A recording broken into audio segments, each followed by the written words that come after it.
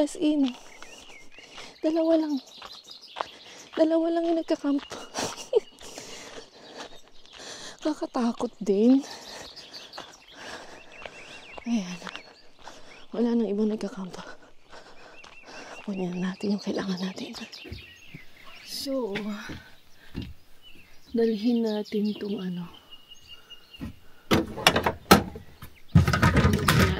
isa lang siguro. Ayoko na magdala ng marami. Ito lang. Okay na. Ay ka tayo. Katakot dito. May lumabas na bear dito. Wala na. Deads na ako pag may lumabas. Let's go! Please. Meron bang tao dyan?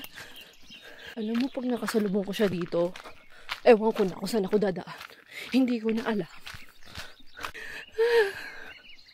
Kakanood ko to ng horror eh. So, pumunta nga tayo sa Victoria last week. And na-meet natin yung ibang students. Hello, shoutout sa inyo. Mga UVic students na kakagraduate lang. Nakakatawa naman kasi may nanonood pala talaga sa atin. At nakilala nila ako. Kasi sinamahan ko yung isang kaibigan ko na nag-graduate din. Tapos nakita ko din yung mga ibang students ko din sa SCP. Yun. Teka lang. Ubo-ubo lang tayo. So yun, nakakatuwa. So shoutout sa inyo. And graduate na kayo. Next SPR na. Next yung totoong laban. Totoong laban na sa Canada. So since walang dock dito lang tayo sa may reef. So try natin itapon dito and hopefully may makuha tayo. Tingnan natin.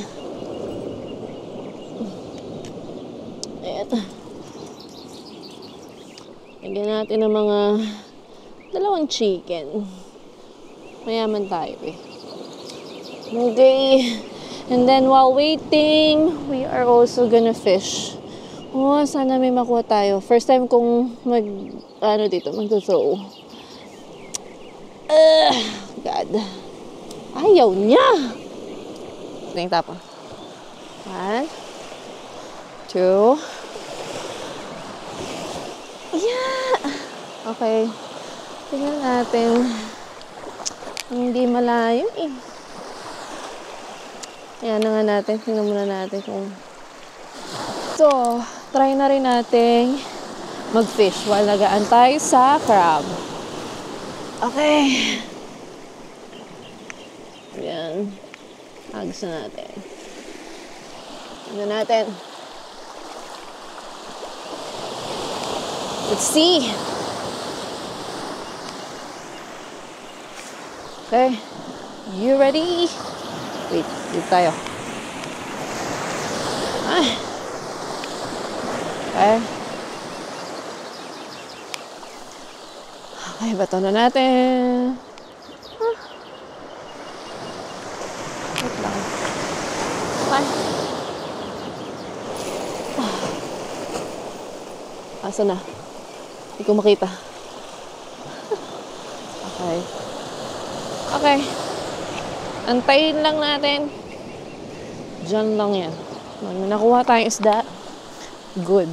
Pag wala, okay lang. Right now sa SLE, ang daming nagbago sa akin. I mean, may tumutulong pa rin naman tayo ng mga student. And lately, ang focus talaga ng tinutulungan natin are the students inside Canada.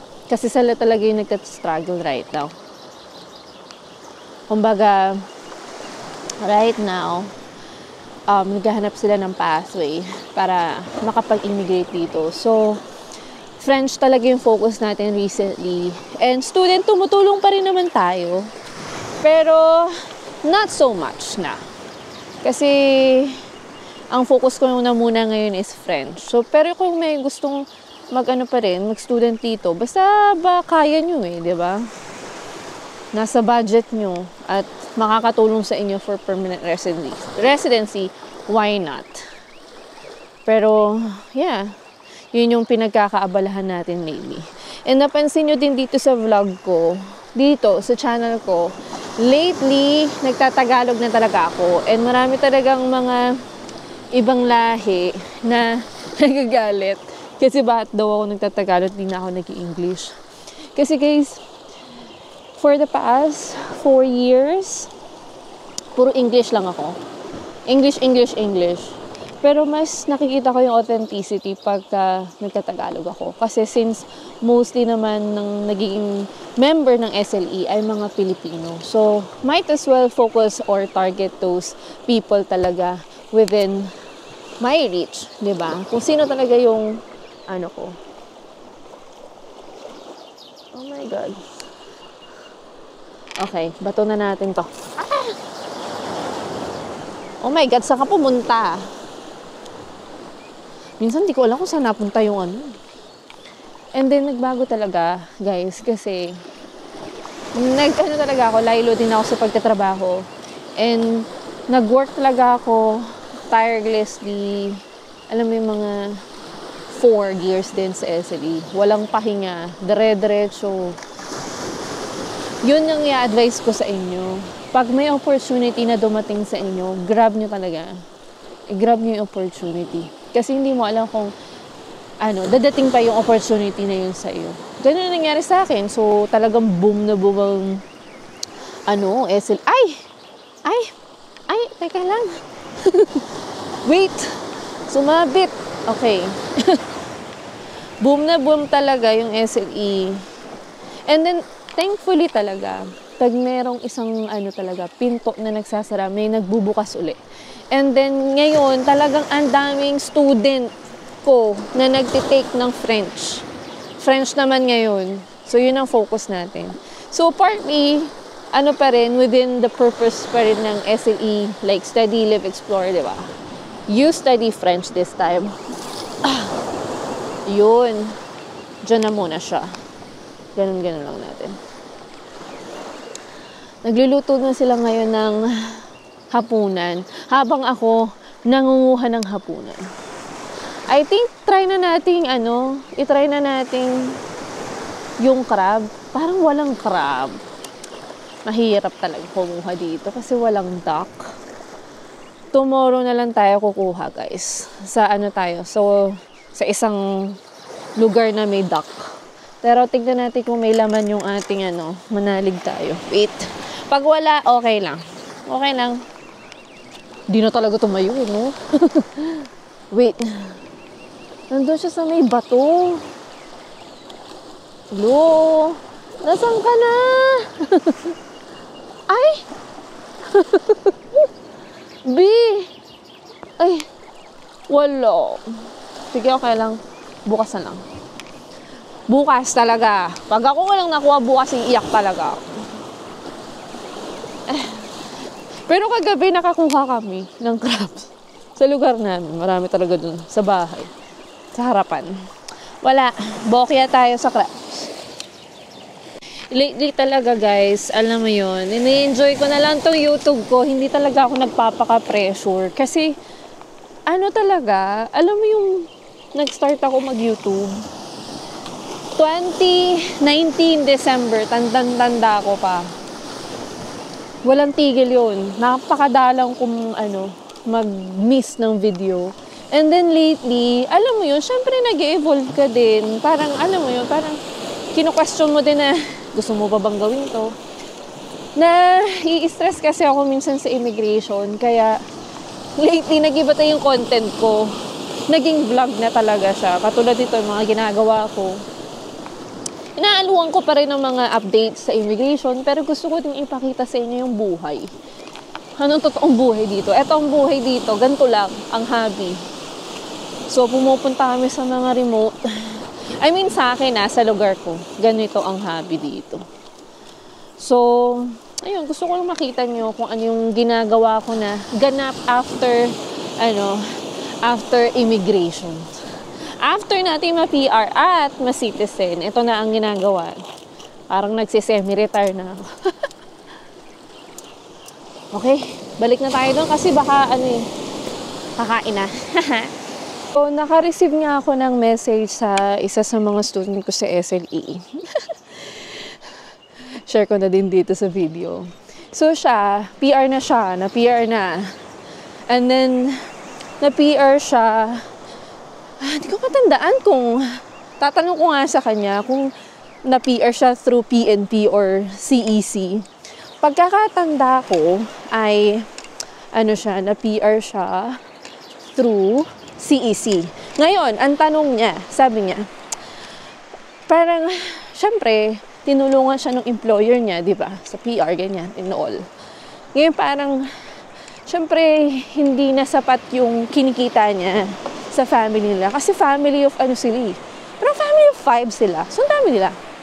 So, yung sahod hindi na kasha. Pero nahihiya siya mag-resign. Nahihiya siya mag-resign kasi parang feeling niya may utang na loob siya dun sa employer na yan. So, tinatanong niya ako, ano ba, magstay pa ba ako dito? Or, anong pipiliin ko? I-risk ko na magstay dito? Or magutom kami ng pamilya ko? Ako, ang advice ko sa kanya. Kasi ako din, nung na-PR na ako, umalis din ako sa company. Hindi naman agad-agad. Pero hindi dahil wala na kami makain. Pero dahil gusto ko mag-focus sa SLE. Kasi, mas malaki na yung kinikita ko sa SLE eh. So, it makes sense na mag-resign na ako. Although, hindi naman ako na-PR through PNP. Na-PR kasi ako through CEC. So, federal. Walang, kumbaga, wala naman masyadong tinulong. Parang lang, nagpakita lang ako ng COE, ganyan. So yun, kung sa akin lang, maiintindihan ka ng amo mo, lalo na if pamilya na yung pinag-uusapan. Diba? Kung hindi na sapat yung budget, maiintindihan ka ng amo mo. Kasi sobrang bait kasi ng company niya. Tapos parang sinusuportahan talaga siya kasi ang dami niyang anak. Parang manageable yung pag-aasikaso niya sa anak niya. Kasi nga, supported siya ng employer. Kung maganda naiintindihan yung sitwasyon niya. So, nahihiya siya kasi ang bait. Pero syempre, kung magugutom naman ang pamilya mo, di ba?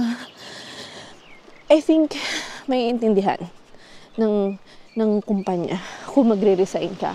Tsaka alam nila yan. Sa company, come and go. Wala naman nagtatagal sa kumpanya. Diba? So, yun lang. Kung nandun ka sa ganung sitwasyon, anong gagawin mo? Anong i-advise mo sa kanya? Bumalik tayo. Okay. Iihi na ako. Wow. Nice.